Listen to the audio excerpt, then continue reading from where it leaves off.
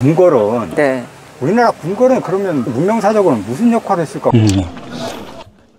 이런 방식으로 이렇게 쌓아서 이제 쭉 이렇게 연결했는데, 그 중에 이제 우리가 이게 이제 진짜로 의미를 갖는 건 이 안에가 이제 궁궐 문화잖아요. 궁궐은 네. 우리나라 궁궐은 그러면 문명사적으로는 무슨 역할을 했을까? 이 안에가 이제 궁궐 문화잖아요. 이거는 전쟁을 하기 위한 그런 도성은 아니었다. 이제 이렇게 이제 해석할 수 있고, 이 한양 도성은 제가 볼 때는 임진왜란 때 약간 전투했을 때 좀 사용하고, 그 전 단계랄지 이런 이후에도 되게 남한산성이나 북한산성에서 그렇게 이제 싸우려고 했지, 여기는 그런 역할을 안 했다.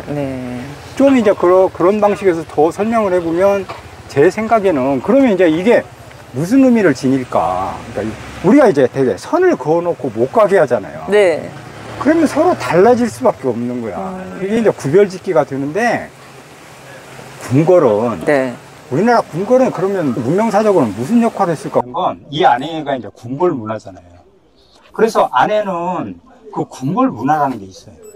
근데 이제 지금까지 연구에 의하면 그 왕실 문화랄지 이런 것들은 대개 이제 그 왕실 자체에서 그들이 우리를 지배하기 위해서 그 문화를 만들어가지고 백성들 고열을 짜고 그런 걸로만 이해했어요. 근데 실제로는 그 왕실 문화가 그걸 만들잖아요. 그러니까 최고의 한국의 지성인들이 모여서, 조선인들이 모여서 그 문화를 창출한다는 거예요.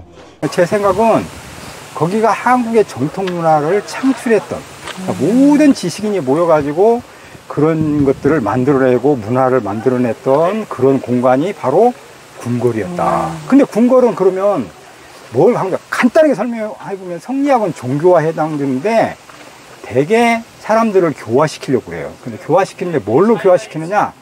사람들의 부끄러움을 알아차리더라고요. 아, 네네. 그러니까 부끄러움 아는 사람들은 행동을 절제하게 된다는 거야. 조심하죠. 그러니까 네네.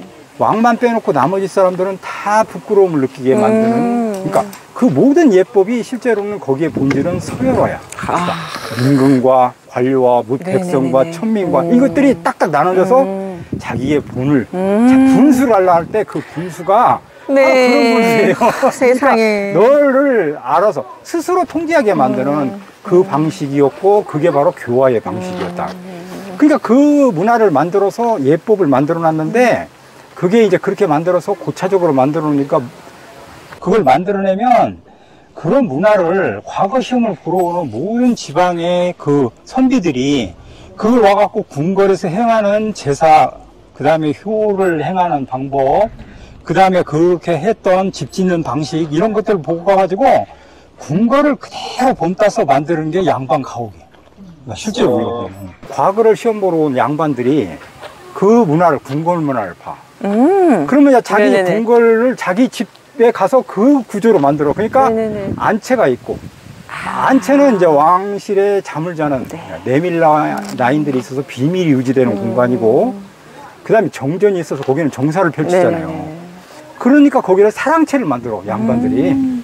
그러니까 안에 가서는 잠자고 밖에 나와서 사랑채에서 공식적인 일을 보고, 옆에 사당을 놓고, 집에서 다 사당 있었죠. 사당 있고, 그 다음에 담장을 치고, 꼭 궁궐의 축소판이 양반의 가옥이야. 그렇게 해서 이제 그와 같은 궁궐에서 개발했던 고도의 그런 조선의 문화들이 양반을 통해 갖고 지방에 전이 되고 전파된다는 거예요. 그래가지고 그렇게 해서 왕실에서 창조했던 그 문화가 지방의 양반한테 흘러가고, 그러는 것들이 백성까지 영향을 미쳐가지고 그런 지배 질서가 일렬적으로 쭉 정리되는 과정이 한국의 궁궐 문화다, 이렇게 얘기해 볼 수 있어요. 그것만 하는 게 아니야. 이제 거기에는 음식 문화가 또 발달하잖아요. 문화가 발달하는데 그게 12척 반상이라고. 그래서 이제 상이 3개가 들어가, 왕에 이제. 그래서 반찬이 12가지가 놓이는 그런 방식인데, 이런 게 표준화돼 갖고 양반들이 그걸 먹는데, 그때 우리가 밥상머리 교육이라고 그러잖아요. 네, 맞아요.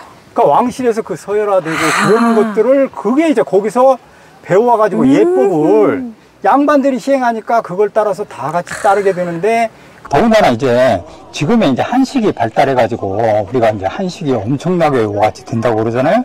그런데 한국에 그 음식 만드는 그 상궁들부터 시작해서 나인 뭐 이렇게 쭉 해가지고 음식 만드는 그 비법이 계속해서 연구되고 그 다음에 새롭게 개발되고 이러는 것들이 계속해서 이 궁궐에서 창출되고 음식을 만드는 방법, 그 다음에 보존 방법 이런 것들, 음식을 만들어내는 이런 모든 방식이 궁궐에서부터 나와요.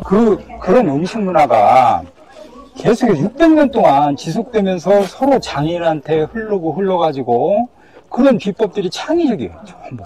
그러니까 똑같은 걸 하지 않고 계속해서 600년 동안 그렇게 개발하고 손끝의 맛을 살려가지고 그렇게 했기 때문에 한국처럼 다양하게 식물, 독 있는 음식, 고사리 이런 것도 먹는다잖아요. 외국인들이 보면 깜짝 놀랐는데 그 독 있는데 왜 먹냐고. 근데 그 독을 어떻게 제거하는지를 깨달아가지고 그러니까 초창기에는 몇 사람이 먹어보고 배탈이 나고 죽거나 뭐 그랬을 거예요. 근데 이제 그런 완화시키는 방식을 개발하고 그렇게 했던 건 다 궁궐 문화에서 그렇게 나온 거고 왕의 병을 고치기 위해서 그 음식을 고민하고 연구해가지고 그런 방식으로 그렇게 진화된 거예요. 실제로 이제 의상으로 잠깐 건너가서 얘기해보면 프랑스 사람들이 우리나라 와가지고 제일 놀라웠던 게 한국의 모자예요. 갓을 비롯해서 페랭이 그렇게 다양한 방식의 모자를 개발해갖고 쓴 걸 너무 신기하게 그거같이 팔았어요. 그러니까 관모, 뭐 이런 페랭이 모자, 갓, 그렇게 상투부터 시작해가지고 아주 다양한 방식의 모자를 그렇게 해서 그와 한복에 어울리게 그거같이 쓰는 그런 것들도 궁궐에서 다 만들어낸, 그러니까 궁궐의 지식인들이 모여서 그렇게 다양한 방식의 권위를 살리기 위한 그런 모양을 갖다 만드는 의복도 마찬가지예요. 의복도 그것만 하는 게 아니야. 이제 예법을 양반들이 시행하니까 그걸 따라서 다 같이 따르게 되는데 그때 양반들이 쓰는 경어체, 양반들이랄지 임금은 자기 와이프한테 경어체를 써요. 존중을 하대를 안 해. 야, 그런 말이 유행해갖고 양반들은 서로 경어체를 써요. 부인도 그러니까 그렇게 했던 거예요. 그게 이제 그런 데는 태종의 부인이 너무 싸나워가지고 자기가 여자 관계가 그렇게 이제 못하게 하니까 아예 빈제를 만들잖아요. 처첩제를. 그러니까 후궁을 놓게 만드는 제도를 제도화해요.